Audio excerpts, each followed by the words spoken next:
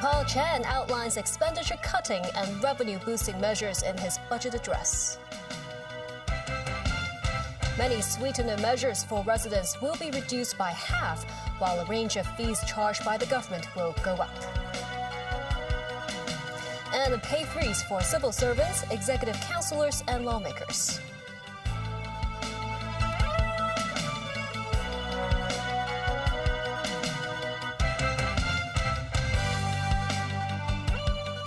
Good evening, and thank you for joining us.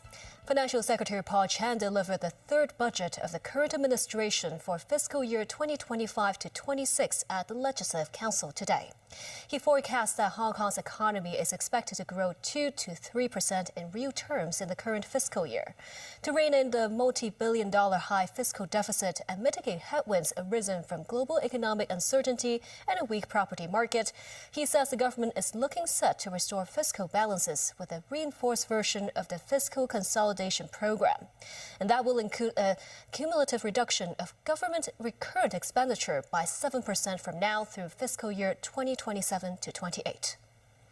His financial blueprint also revealed that with a deficit of $87 billion this year, fiscal reserves will go down to $647 billion. To trim expenses, there will be adjustments to the $2 public transport concessionary fare scheme for the elderly. They include a limit of 240 discounted rides per month and an 80% discount to journeys that cost more than $10. The air passenger departure tax and some government fees will go up. And apart from a pay freeze among civil servants, about 10,000 government posts will be axed within 2 years. Financial Secretary Paul Chan announced multiple support measures in the new budget. Most sweetener measures for residents have been reduced by half because of the financial deficit. Mumonsing Singh reports. In his budget address, Financial Secretary Paul Chan said the government will introduce several support measures for residents, hoping to ease economic pressure of the community. But sweetener measures will be reduced compared to the previous year. Salaries tax and tax under personal assessment will be reduced for the year of assessment 2024 to 25 by 100%, with the ceiling adjusted from $3,000 to $1,500. Authorities said the measure will benefit 2.14 million taxpayers, while government revenue will drop by $2.9 billion. Profits tax will also be reduced by half. The new cap in the reduction is set at $1,500. This measure will lead to a drop in government revenue by $200 million and benefit 165,400 businesses. Similarly, rates concession for domestic and non-domestic property for the first quarter of 2025 to 26. These will be capped at $500 for each rateable property. Last year, the cap was set at $1,000. Some sweeteners will stay unchanged. An additional half-month payment will be offered to eligible groups, including old age allowance and disability allowance. Other benefits, such as cash vouchers and electricity subsidies, are removed from the sweetener list this year. This resident said he was not expecting much from the budget. The $1,500 cap, I don't think it will help much, and people will not be happy because of that, he said. I think the $500 ceiling will not do much. The government may as well just not provide that, this man said. In terms of concessions and supports or tax reductions, probably the general public would know or might consider it's never enough. Having said that, it's really critical and essential to strike a balance between the healthiness of our fiscal revenue versus the livelihood as well as the competitiveness of the Hong Kong economy. Paul Chan says he hopes residents from the middle class can appreciate that the government has tried its best to provide support measures despite the challenging economic situation. Mumonsing Singh, TVB News. The finance chief said the $2 public transport concessionary fare scheme for elderly residents will remain in place, but with a number of restrictions. They include retaining the special fare only for trips that cost below $10, while an 80% discount will be applied for trips with fares above that amount. The measure is predicted to be implemented in September next year. Timothy Lee tells us more. Hong Kong's elderly community has been taking advantage of the $2 public transport concessionary fare scheme for over a decade, with the measure costing the government $6 billion a year. Having earlier reviewed the scheme's burden on government coffers, authorities are introducing some adjustments. They include capping the subsidy at 240 trips per month, or around 8 trips per day, while the $2 fare scheme will only apply to trips that cost up to $10. Trips that cost higher would see an 80% discount. This, as Financial Secretary Paul Chan stressed the adjustments retain the original purpose of the scheme. But what do residents think of such restrictions? No, it is reasonable, not so heavy cost. It's okay. I'm very comfortable with it, so I don't know about other people. I mean, when it comes to elderly, I think that it should not be removed. It should still stay. I don't think $10 is enough amount to revoke the $2, which is subsidy. Probably a little bit too far. So, but I understand the government has a deficit and needs to cover it. But I presume there are other ways that they're trying to cover it, not just this. Some residents said while they agree the government should take measures to tackle the fiscal deficit, authorities should not penalize the elderly population with a fare adjustment to its current extent, adding that many senior citizens are already struggling financially. Timothy Lee, TVB News. To control government expenditure, the budget has proposed a pay freeze for all public servants, executive councillors and lawmakers. 10,000 posts in the civil service establishment will also be axed. Every year, salaries for civil servants account for a quarter of government expenditure, amounting to $156.2 billion in the previous fiscal year. Financial Secretary Paul Chan announced that the executive authorities, the legislature, the judiciary, and members of the district councils will face a pay freeze for the next fiscal year. The freeze will encompass the chief executive, principal officials, and all civil servants. Regardless of increasing revenue or cutting expenditure, the impact on the general public should be minimized. In particular, the government will lead by example to demonstrate our commitment in cutting expenditure. Government-funded organizations will reportedly decide on their own whether to follow the wage freeze, while some suggest principal officials can take the lead to cut their own wages to help ease the government's financial burden. Freezing public servants' pay, including our pay, legislators' pay, is the best option forward in the present circumstances. Cutbacks will have ripple effects on the private sector, and it will affect the labor sector as well. Secretary for the Civil Service Ingrid Yeung met with some civil service groups in the afternoon, explaining arrangements concerning the budget's proposal to slash 10,000 posts in the civil service establishment over 2 years. Reportedly, each policy bureau will face the same level of headcount cuts. The government is aiming to trim expenditure by 2% annually over the next 3 years, with a cumulative spending cut of 7%. Calculating based on previous fiscal statistics, the government will save an estimated $62.4 billion in total expenditure. The budget address also unveiled the city's latest move to boost the ailing property market. That's by raising the maximum value of properties subject to the $100 stamp duty from $3 million to $4 million with immediate effect. That means more buyers can just pay $100 instead of the normal stamp duty. Also, the government will not put up commercial sites for sale in the coming fiscal year. About 15% of property transactions are set to benefit from the stamp duty relaxation, saving each buyer about $60,000 in the purchase of such properties. The public coffers, however, will receive $400 million less in annual income. Louis Chan, CEO of Residential Division at Centerline Property Agency, said the latest stamp duty relaxation is expected to attract younger home buyers and stimulate the lower-tier property transactions, including those in the home ownership scheme secondary market.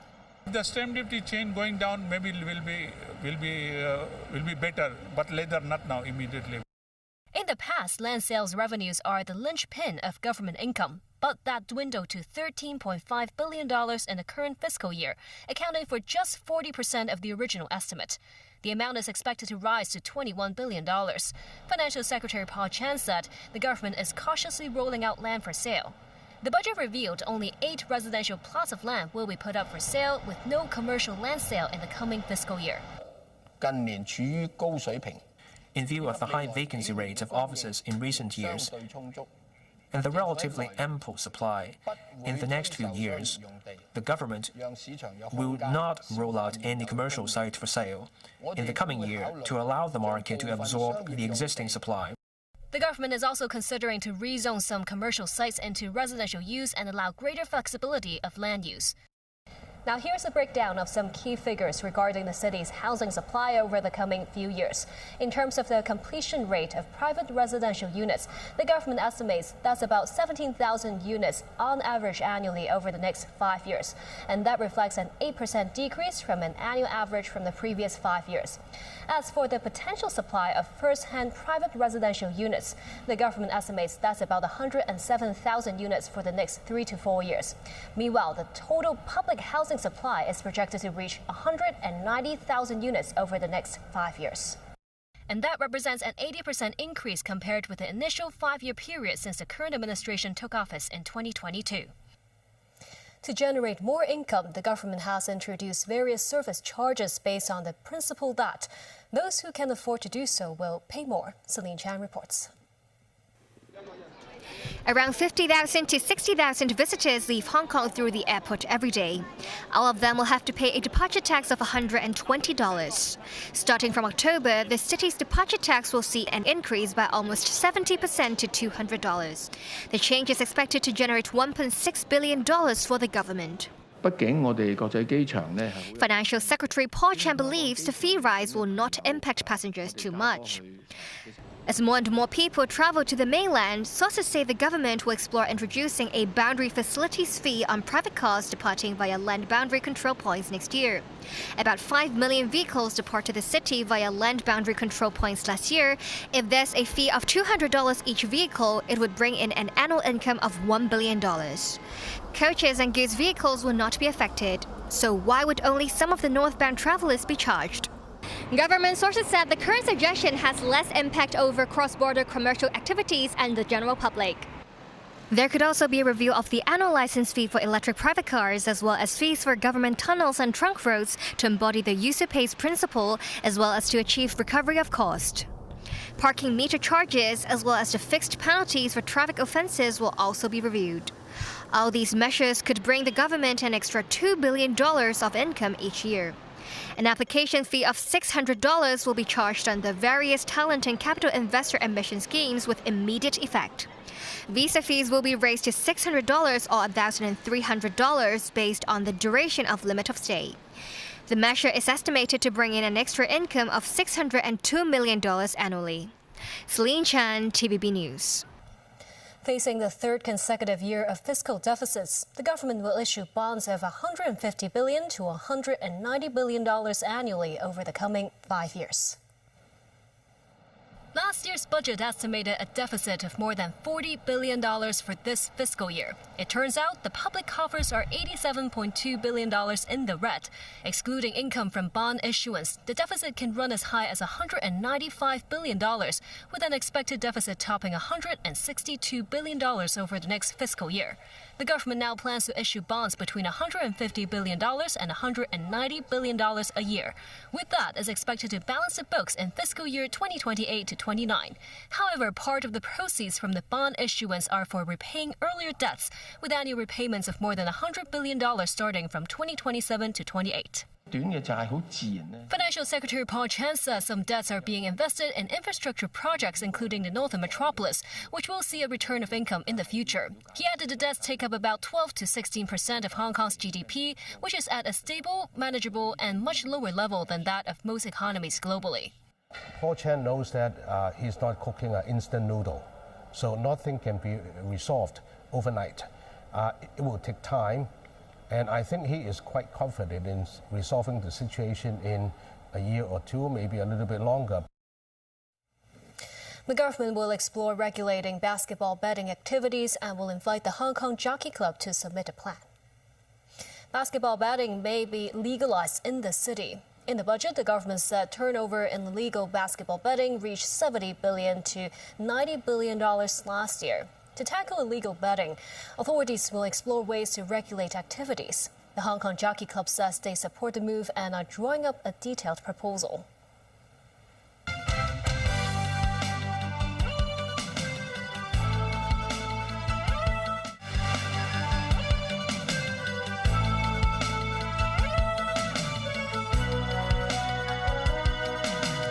Welcome back. Ukraine and the U.S. have reportedly reached an agreement on a framework for a broad economic deal that would include access to Ukraine's rare earth minerals. U.S. President Donald Trump said the deal would allow Ukraine to continue fighting in its war with Russia, though no mention was made of security guarantees for Kyiv. Trump said Washington has given more than $300 billion in aid to Ukraine over the past 3 years, and this deal would help pay back that debt. Nasir Karim with more. Rare earth mineral extraction in Kirovohrad in central Ukraine. The country has deposits of 22 of the 34 minerals identified by the European Union as critical. The United States may soon have access to billions of US dollars worth of Ukraine's rare earth minerals. US President Donald Trump said the two sides have agreed on a minerals deal that would compensate Washington for its financial support for the war with Russia. Officials make no mention of security guarantees sought by Ukrainian President Volodymyr Zelensky, who may be in Washington as early as Friday to sign the deal.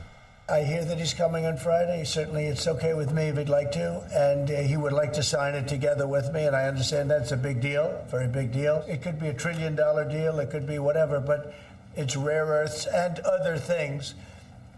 And look, we're spending hundreds of billions of dollars on Ukraine and Russia fighting a war that should have never, ever happened. So what we're doing is now we're saying, look, we want to be secured. We want to get that money back. Trump said the deal would allow Ukraine to fight on, but at the same time, he's also seeking to end the 3-year war. During a meeting with French President Emmanuel Macron at the Oval Office, Trump said his Russian counterpart Vladimir Putin would accept European peacekeepers in Ukraine in any ceasefire deal. Yeah, he will accept that. I've asked him that question. However, Kremlin spokesman Dmitry Peskov referred to Foreign Minister Sergei Lavrov's recent remarks that any NATO troops in Ukraine would be seen as a direct threat to Russian sovereignty. Meanwhile, British Prime Minister Keir Starmer, who will also meet Trump soon in Washington, said on Tuesday that UK defence spending would rise to 2.5% of GDP by 2027 from its current 2.3%. Trump has long urged NATO countries to spend more on defence instead of relying on the US. Yes, it's true President Trump thinks we should do more, and I agree with him. It chimes with my thinking on this. And we have to learn the lessons of the conflict, particularly when it comes to capability and coordination. Nazri Karim, TVB News. Donald Trump wants to give gold cards to wealthy immigrants, offering to sell them the possibility of citizenship for $5 million. Trump said he expects companies will pay to bring educated workers into the U.S. with gold cards and sell up to 1 million cards. Commerce Secretary Howard Lutnick suggested the program would begin in 2 weeks and replace the existing EB-5 Immigrant Investor Program, which Trump has criticized. Lutnick said the immigrants will be vetted and help to reduce the budget deficit.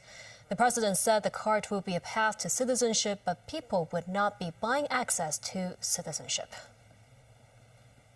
We're going to be selling a gold card. You have a green card, this is a gold card. We're going to be putting a price on that card of about $5 million, and that's going to give you green card privileges plus. It's going to be a route to citizenship, and wealthy people will be coming into our country by buying this card. They'll be wealthy, and they'll be successful, and they'll be spending a lot of money and paying a lot of taxes and employing a lot of people. And that's the news. Thank you for watching.